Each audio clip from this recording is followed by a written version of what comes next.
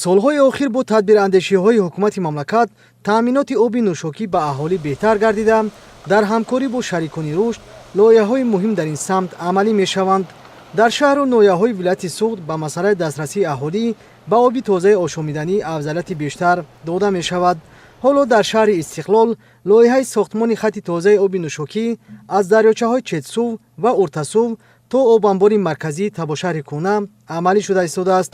дар доираи ин лоиҳа ҳамзамон кӯчондани оби ифлос аз штолнаи рақами 6 то иншоати обтозакунӣ дар назар дошта шудааст. тибқи лоиҳа аз ду сарчашмаи оби худҷорӣ ба масофаи 16 километр тавассути қубурҳо оби тозаи нӯшокӣ то ба обанбори Табошаҳри Кӯна оварда мешавад. аз обанбори мазкур то шаҳри Истиқлол хатти амалкунандаи оби тоза мавҷуд мебошад. маблағгузории лоиҳа аз тарафи маркази байнахалқии илмию техникӣ воқеъ дар ҷумҳурии Қазоқистон буда ба роҳ монда шуда корҳои сохтмониро бошад ширкати истеҳсолию сохтмонӣ Файз ба уҳда дорад.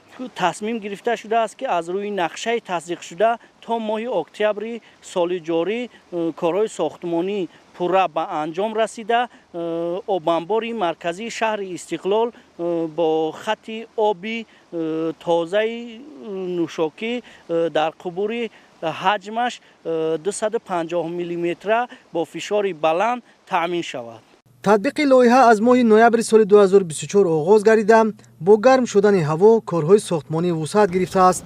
қобили зикр аст ки корҳои сохтмони хатти оби тозаи нӯшокӣ аз ҷониби ҷамъияти дорои масъулияти маҳдуди ширкати истеҳсолии сохтмонии Файз анҷом дода мешавад. ҳоло бо ҷалби 11 адад техника ва 45 нафар мутахассисон дар 5 қитъа корҳо бо маром пеш меравад. дар қитъаҳои алоҳида нахуст корҳои роҳсозӣ анҷом дода шуда, сипас тавассути техника қубурҳо ва дигар воситаҳои зарурӣ интиқол дода мешавад.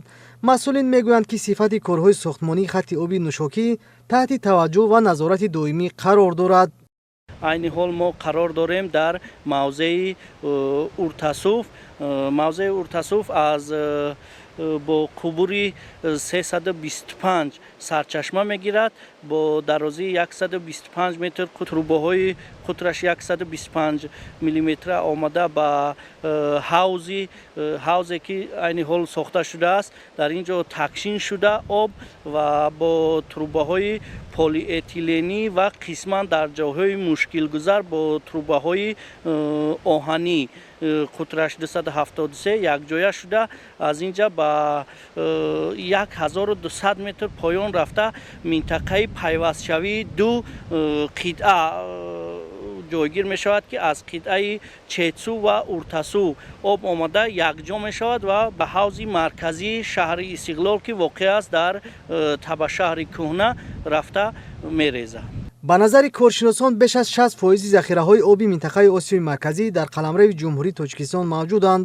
барои ҳалли мушкилоти дастрасии аҳолӣ ба оби тозаи ошомиданӣ ҳукумати Ҷумҳурии Тоҷикистон дар ҳамкорӣ бо шарикони рушд барномаҳои беҳтар намудани таъмини аҳолии мамлакатро бо оби тозаи ошомиданӣ таҳия ва дар амал татбиқ намуда истодааст ки он қадами устуворест дар самти таъмини аҳолии мамлакат бо оби тозаи ошомиданӣ.